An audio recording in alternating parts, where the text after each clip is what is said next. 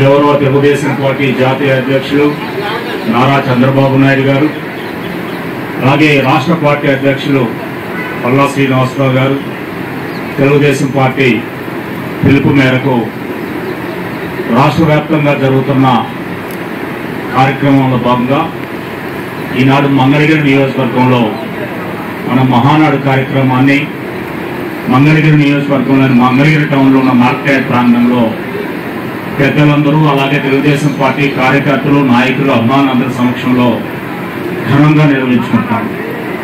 మనందరికీ తెలుసు, తెలుగుదేశం పార్టీ వ్యవస్థాపక అధ్యక్షుడు నందమూరి తారక రామారావు గారు సమాజమే దేవాలయం, ప్రజలే దేవుళ్ళు అనే నినాదంతో తెలుగువారి ఆత్మగౌరవం కోసం తెలుగుదేశం పార్టీని స్థాపించి 9 నెలల కాలంలోనే అధికారాన్ని చేపట్టి తెలుగు ప్రజలకి సంక్షేమాన్ని, అభివృద్ధిని అందించిన ఘనత స్వర్గీయ ఎన్టీ రామారావు గారి తెలుగుదేశం పార్టీ. అనేక సంక్షేమ కార్యక్రమాలు భారతదేశ చరిత్రలో ఖరీదు విధంగా అమలు ఘనత తెలుగుదేశం పార్టీ. వారి తదనంతరం గౌరవ చంద్రబాబు నాయుడు గారు పార్టీని ప్రజలకు మరింత చేరువుగా తీసుకొచ్చి వ్యవస్థాగతంగా, సంస్థాగతంగా అనేక మార్పులు చేసి పార్టీని ప్రజల గుండెల్లో తెలుగుదేశం పార్టీ కార్యకర్తలు బలంగా ఉండేలా వారు ముందు తీసుకెళ్తున్నారు. ఈరోజు 2024లో అధికారంలోకి వచ్చిన తర్వాత తెలుగుదేశం పార్టీ కూడా ప్రభుత్వం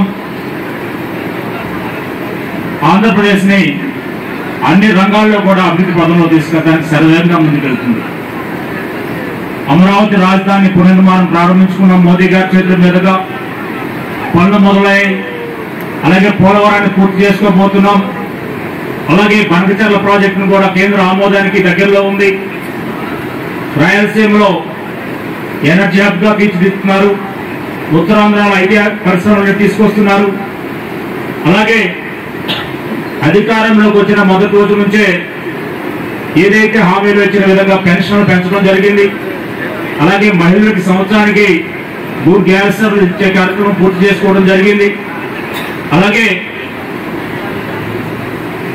రాబోయే రోజు ఆగస్టు 15 నుంచి మహిళలకి ఉచిత బస్సు ప్రయాణం కూడా ప్రారంభించుకోవచ్చున్నారు. అలాగే స్కూల్స్ తెరిచే రోజునే బహుశా జూన్ 12వ తారీఖు కానీ 15వ తారీఖు అనుకుంటున్నాను.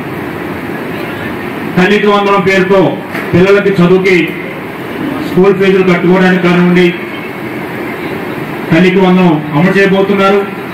అలాగే రాబోయే రోజుల్లో 20 లక్షల ఉద్యోగ కల్పన దిశగా అనేక పరిశ్రమలని ఆంధ్రప్రదేశ్ తీసుకొచ్చి చంద్రబాబు నాయుడు గారు కార్యక్రమంలో ముందుకెళ్తున్నారు.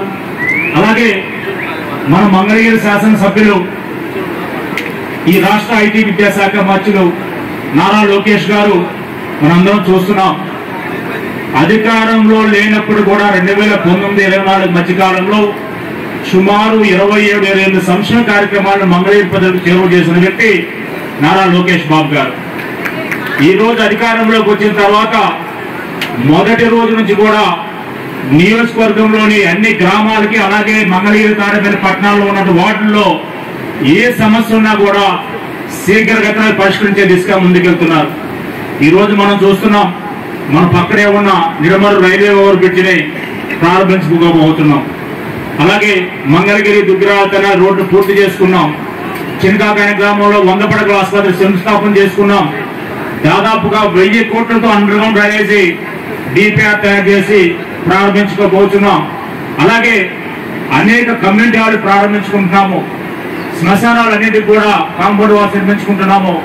ఏ గ్రామంలో అయినా సరే అనేక గ్రామాల్లో లింక్ రోడ్లు కానివ్వండి, మెయిన్ రోడ్లు కానివ్వండి నిర్మించుకుంటున్నాము.